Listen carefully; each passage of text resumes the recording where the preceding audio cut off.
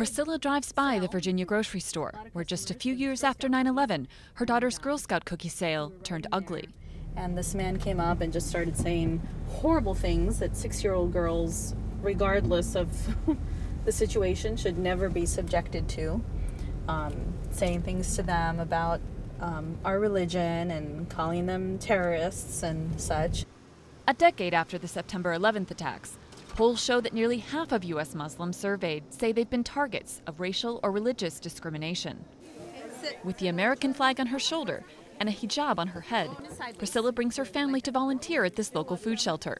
She says they're doing their part as good Muslims, but also hopes their service will change negative stereotypes about their religion. We do have a little bit more of a consciousness, I guess, that we, do kind of serve as ambassadors, hopefully positive ambassadors for our religion.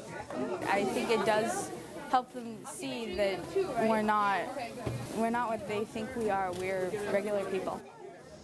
The 2.6 million Muslims in the U.S. are still a tiny minority, less than 1% of the population.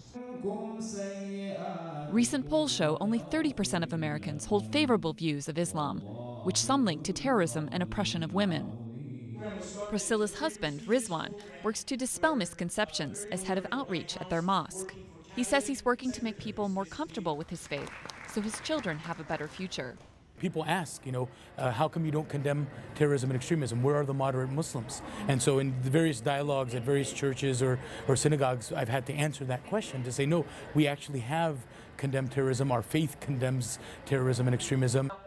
A call to prayer is also perhaps an appeal for tolerance in a so-called land of liberty.